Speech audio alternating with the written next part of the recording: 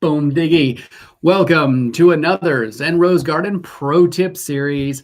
Coming up in this video, Crown Chakra and Third Eye, talking about the real thing. So how does the Crown Chakra work with the Third Eye Chakra? Want to know what happens when you open the Third Eye and the Crown Chakra? In this video, we explore how the Crown and Third Eye Chakra work together. Different. Yes, this is part of our Third Eye playlist, How to Grow Your Third Eye. And if you watch the whole playlist, we'll show you some new science that will blow your third eye blind. Playlist link down below. Those of you that are just getting to know us, I'm Heather. And I'm David. From Zen Rose Garden. This is the 6th video in this series on the third eye. Regardless of the mystical symbolic location, the junction point and function point is in the brain. It's in the brain. And in this series, brain. We have been talking about different parts of the brain that activate during the classic mystic experience, as well as the part of the brain that lights up during an intuitive, empathic, or psychic related experience, which are different parts of the brain. Right. So today we're going to talk about the Crown Chakra and the part of the brain it represents. But first, we want to lay this little nugget on you to open up your brains a little before we start. Okay, sometimes people will start. Sometimes people will start to ask, am I making this all up? Is it all just my imagination? Right? Am I simply connecting to the crazy pictures in my brain?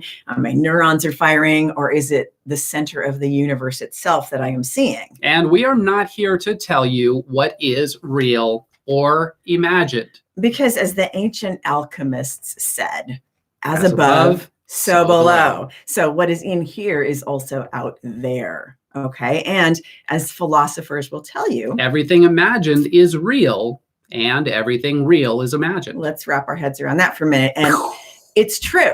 Because take color, for example. Okay, there really is no such thing as color. It's just levels of light that our brains translate as color. Think about that for a second. So in reality, there is no such thing as color, only different frequencies of light. So it's your journey to discover, and we do hope that you keep that alive, because there will always be a mystery to solve, and mystery keeps your brain young. And you know, here's a little side nugget: is that neuroscientists, neurologists have discovered that when we have a little bit of fantasy, when we have decided that we don't know absolutely how it works, when we keep our minds open, our brains continue to grow. It's when we decide this is the way it is, and this is exactly what I'm seeing, is when we just kind of stop that progress. So that's why we like to keep the conversation going. So yes. And Medium Star says, I see these beautiful images in my brain with beautiful colors when I close my eyes. Gorgeous. Bam. That means you got some neural pathways connected. And Victoria says, hashtag trying to behave. Why? Why? Don't behave. Why? You're spank away, girl.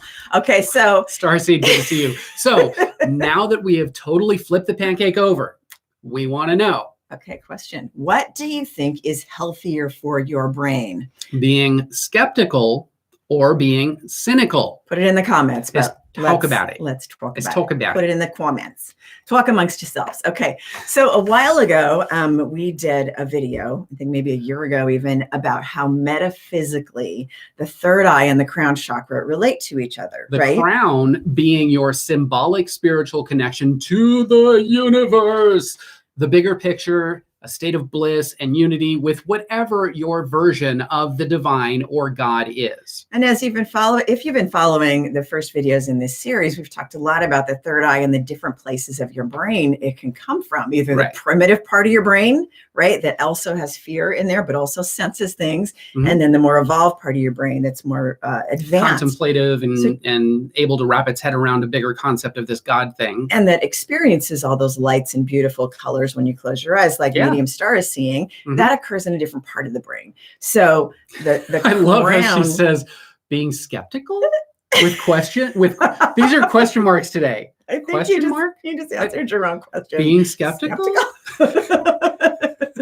That is awesome. So basically the crown, in our quick recap of the other video, is when that crown is open, which is like, you know, more connected to that unity consciousness, your third eye tends to be in better balance. When it's not, you tend to be reacting from those like primitive third eye, you know, fear neurons. Yeah. So that's why they kind of work in a really beautiful way when they're both active. But let's talk about this. So part of what inspired this series was a question we got from one of our Zen heads. Hashtag love our Zen heads. About this newfangled fourth chakra eye idea. Not fourth chakra. Fourth eye idea. It's like third the eye. The idea of the fourth eye.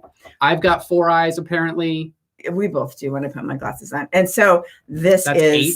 That's 5 if you consider my okay, scratch. Your mommy eye in the back. I have a mommy eye in the back of my head. So it's like, wow, okay. People can barely keep up with all the other basic chakras. And we know there's thousands of chakras and energy centers in the body because the body's got all sorts of little energy places. So I was curious about it. I was like, let me get back to you on that. I want to do some research and see what people are experiencing with this fourth eye idea. Because I knew it had to have some kind of thing in there, because we tend to, this is what we talk about, we repackage and rename things.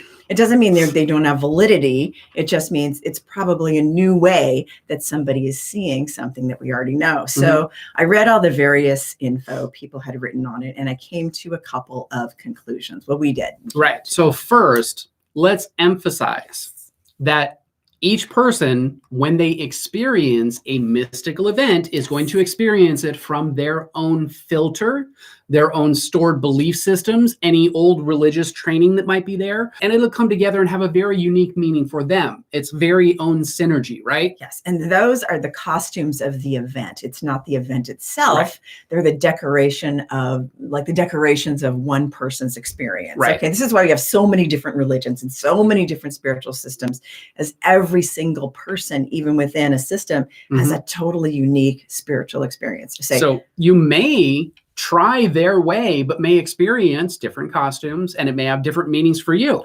So some that I've seen in the fourth eye experiences have see it as like a rainbow bridge, or the Ark of the Covenant, or a gateway to interdimensional travel, a journey into the innermost part of the mind, or a host of other things, right? So, but beneath it, you are activating a highly complex and very personal set of variables that are particularly meaningful for you. So I think this is a really cool thing. And before we continue, I wanted to touch on Omar. He says, I was stuck at one point in my Zen Academy course when David said guides are all constructs. That messed me up. It went against everything I had learned about how guides are beings. And then the dude says, my guides are sarcastic bastards and I love them. I want to touch on that for a moment for both of you guys. First off, it's both. Yeah. Okay. They can be external beings, or we can perceive them as external beings, or they're just something that we make up in our mind. It doesn't matter. What matters is your experience and what is real and right for you in the moment. That may evolve over time. In the beginning, when I started my particular journey, they were external beings and they had a very real, tangible sensation to them.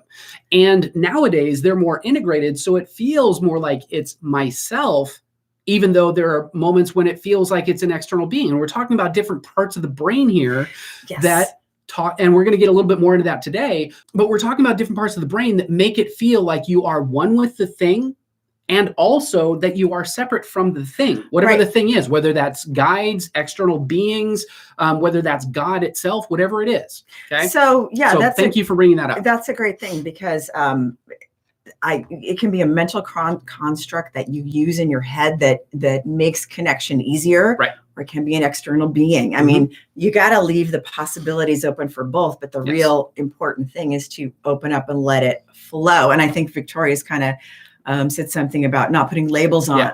Let's stop putting labels on things and just learn to witness and just let it flow. Absolutely. When it flows fast is when you just let it integrate and trust. It's trust. Then you kind of don't need this. We use guides sort of as training wheels to help us connect. But the reality is your subconscious mind processes information like 400 billion times faster than your conscious mind or something. It's like 400 billion, and conscious mind process it like 1,000 something a minute. And it's vastly different. It's like billions of times faster, your subconscious mind. So once you can just kind of trust that your guides are there, whatever the guides are, external or internal, once you let go of the construct, the rigidity of the construct, it's there to help you trust yourself to tap in. Right. And we're talking about the rigidity of any construct. Then you just tap in. Right. I mean, it's really fun for us, just a side note, it's fun for us to like see what our guides are like. Are they, are they warriors? Are they, and create the archetypes of what they are and sort of tap into that energy. That's really fun for us, but it also slows us down. So once we understand what that is, it's just you tap in. Victoria says, I notice the more I work on myself, the filter becomes more vibrant. Yeah. Absolutely. She also says it comes together better after all the pieces are there. Yeah. Yes, indeed. And then the dude says, my understanding is that beings offer something I can understand, be that spirit animal or archangel or ET. Yeah, all the same thing. It doesn't matter where the information is coming from. What happens or what does matter more is, does it make sense to you and does it help you grow? And is it good information? Is it good information? Right. So, and by being good information, does it help you and help you grow? So and does it make sense? I think the trick is always to look at the fear that comes up. Where's this coming from? So and then you need to slow down and look at the fear. Right. So today we're going to talk about what might the event be neurologically beneath all of these different costumes. And this is what we're here to explore. Because as you can see just by this last couple of minutes, you guys have all sorts of different constructs for what the costumes of the experience are. And questions about it. And that's okay, because that's your way that you connect to the energy. Everybody's got their way and none of them are wrong, in my opinion. Right. So what I immediately thought of— all roads lead home. All roads lead home. So what I immediately thought of when I read some of these fourth eye experiences people are having, and as they are calling them, the sensations people describe when they have deep states of meditation that are achieved that repress the activity of the parietal lobes of the brain are very similar, which, depending on what state it is in, either gives you a sense that either the divine experience is outside of you, or that you are immersed in it and at one with it. The dude says, fear versus love, disassembled religion for me and the rest of life. Yeah, if you break it down to the basics of fear or love, that's it. That's all we need to say. See you later. Peace. So, and I think when we explained the way that the parietal lobes give you information, and the way the brain works on this, I think you'll kind of make you understand a little bit better why sometimes we feel like the guides are constructs in our head, and sometimes it feels like they're outside of us. And for me, they continue to be both at different times through my experience. And you'll see why in a second. And if you don't know where the parietal lobes of the brain are, they're here where your crown chakra is. Okay. So that's why I'm saying these experiences, these fourth eye experiences, sound like crown chakra experiences when the parietal bone does these two things. And when you understand parietal lobes, not bones, they cover the parietal lobes. Right. So when you understand how the brain works, it makes it a lot easier, right? So according to Newberg, who wrote a great book called How God Changes the Brain, right. When we are young, the only way we can experience what the mystical is to put a face on it, because the occipital, it's called the occipital parietal circuit, okay, is the part of the brain that identifies the mystical as an object that exists outside of us in the world or in the universe, such as God. But the younger brain of a child has to put a face on it. And think about that. When you come into the world, you don't really know who you are quite yet, but you know who these external beings are, right? So children see God as a face because their brains are not yet ready to process abstract, mystical, spiritual concepts. And adults will still do this depending on how their idea of God has evolved. If they haven't done much contemplation, it doesn't really evolve much. So you still kind of see God as like this person face, like a literal being, right? So older brains that have spent more time in contemplation than I think all of you have. Key component, contemplation. They tend to describe the mystical experience or God, divine, the source, in more like geometries, shapes, metaphors, and energy. And sometimes they still a literal figure, like, oh, I think that feels like, Thoth, or it feels like Ra, or it feels like Jesus. Right. So those kinds of things still come into play, but the adult brain that is contemplated more tends to tap into more of these geometry, shapes, and colors. the abstracts, right? Right. So what is interesting is that atheists who disconnect from the spiritual altogether will still see the concept of God still as a face. So they're like still kind of seeing it. If you ask an atheist who has wanted nothing to do with spirituality or the mystical, will still see, if you say, what does God look like? They'll still see it, the concept of God as a face, like a child. But atheists who are more spiritual, who embrace spiritual practices, but not religion or a literal God, will go into the more advanced mystical representation, such as a swirl or a massive energy that connects everyone both internally and universally. Right. So it all depends on the brain's experience of the experience and the subconscious expectation of the experience. Because remember, the subconscious assigns value before you have time to consciously assign value. Right. And we actually did another video on spiritual atheism. You may want to go check that out. It's pretty interesting. So also what's interesting is with spiritual atheists will not, like people that are older brains, adult brains, who spend time in contemplation will have all the mystical representations. God becomes more mystical, but they'll still assign like a literal figure to it sometimes. But the spiritual atheist tends to not. It'll more be mystical. It as the one thing. There won't be so much a literal anthropomorphization of it. Making a person out of it. Yeah, making a person or a thing out of it. The parietal frontal circuit does something a little different. It establishes a relationship between what is you and God or the mystic experience. So the parietal frontal circuit allows you to experience the mystic externally as if you were in the presence of it, whatever the it Not is. the clown. Like your guides are here, right?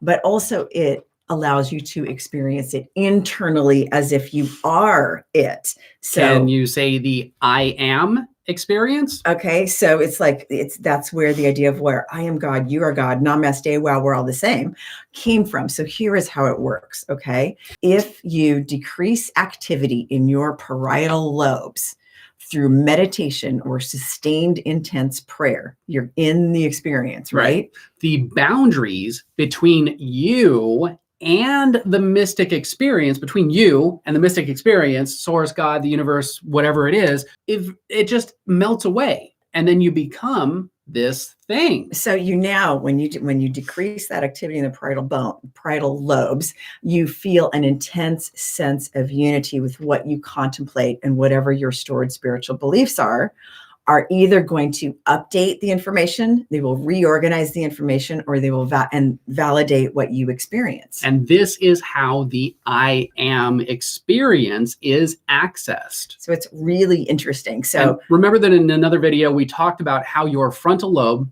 integrates all of your ideas about God or the mystical with both imagination and logic to evaluate religious and spiritual beliefs. So it's really super interesting the way the brain acts and reinteracts with what we've always kind of, called our crown chakra, our third chakra, that we've envisioned intuitively, and mystics have envisioned intuitively. Now we're seeing the same places of the brain activated, that we have the technology to look at it.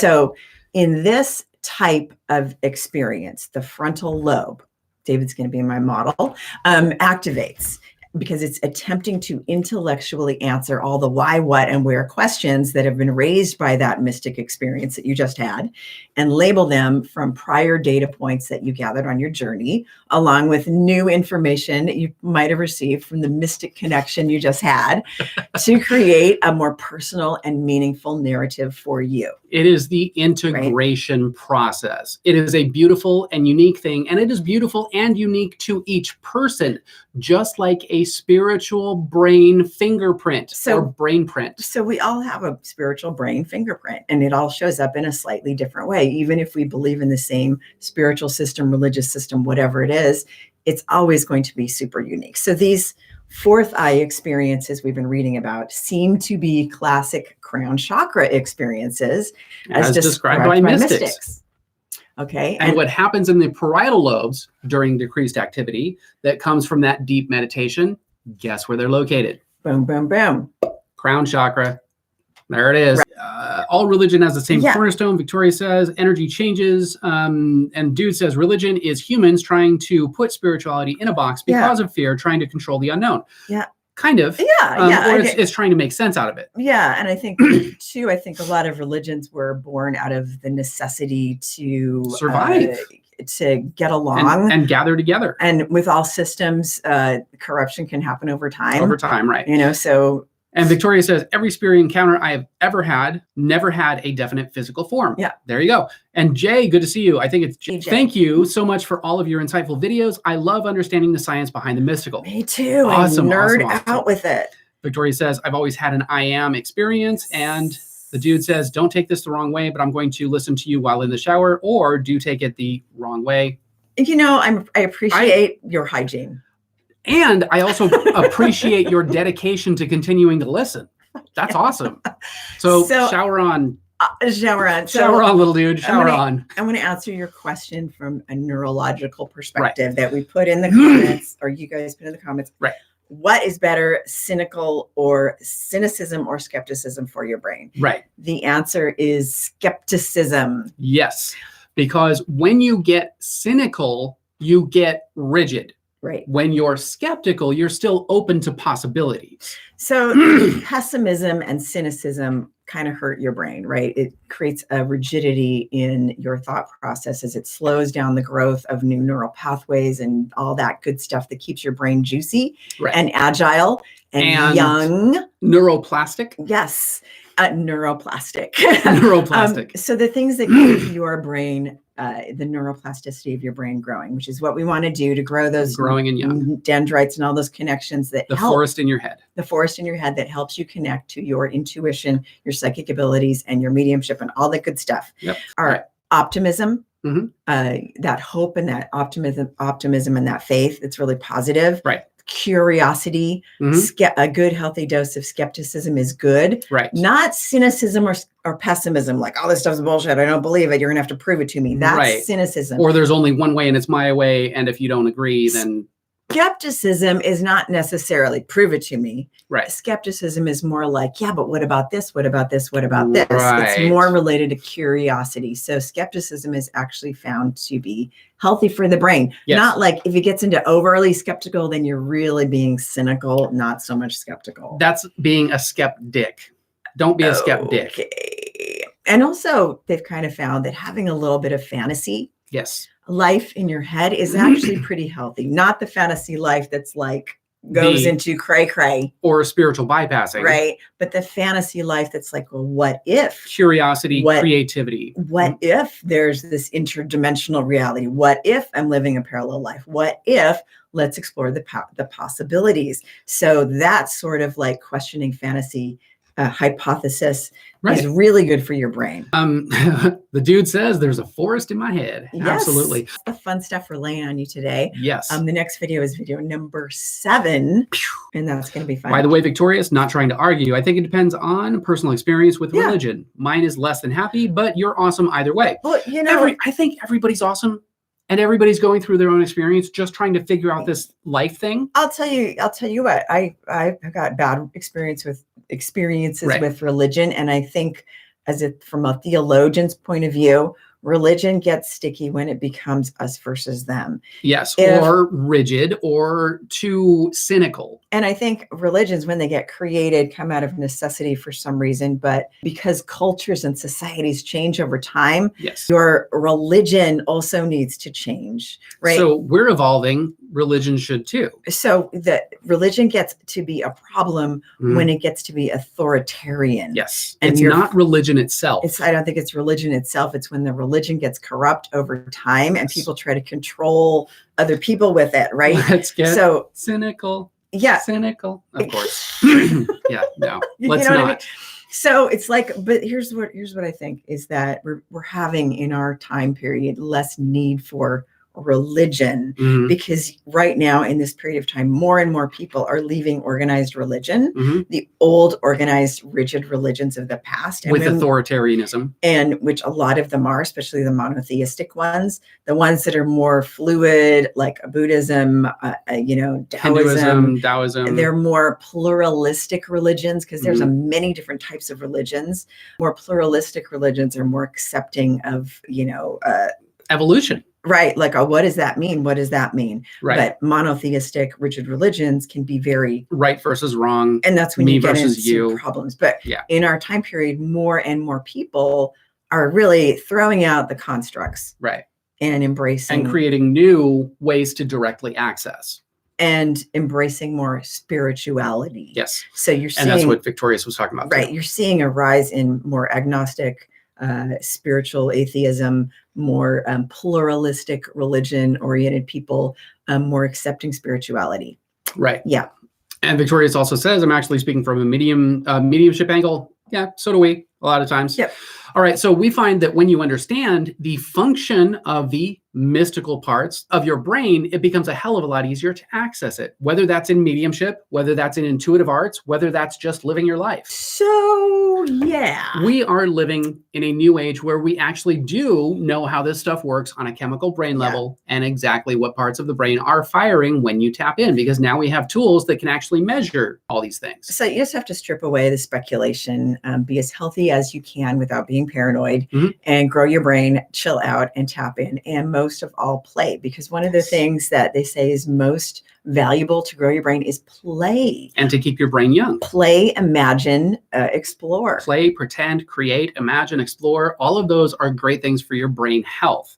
So be sure to catch the other videos in this playlist in the link below. This is video number 6 of 7 on the mystical third eye meets neuroscience. We will be back to chop it up with our hashtag YouTube fam faster than 2 shakes of a unicorn's tail after he's pooped rainbow frosting on your carpet. Yeah, it's not pretty. Check out the link below for Zen Academy. I believe old school religious practices are nothing more than slavery at its finest. A lot of, I have to agree with some of that, because a lot of those old religions that people are trying to still hold on to, like fundamentalist authoritarian, they were used in a different time period in a different part of the world. And a lot of them were to regulate the behaviors of society. That it doesn't work for us. It's like we're in a different culture, in a different time period.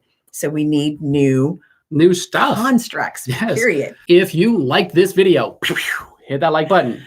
If you have any questions about Zen Ed Academy, link below to see if the Academy is right for you. Boom. And for more live hangouts, behind the scenes secrets, and mind hacking pro tips, be sure to subscribe. And click that bell or spank it to turn notifications on. All you Libras out there. So you're the first to know when we drop a new video, drop a new video. We both know that time is a valuable and precious resource. And the fact that you guys have chosen to spend that with us, we honor and appreciate that. Thank you guys for joining us. But most importantly, that you are here to level up your mind, your brain, your skills, your practice, your business, every part of your life. We honor and appreciate that even more. Thank you guys for watching, and we'll see you in the next video. See you in the next video.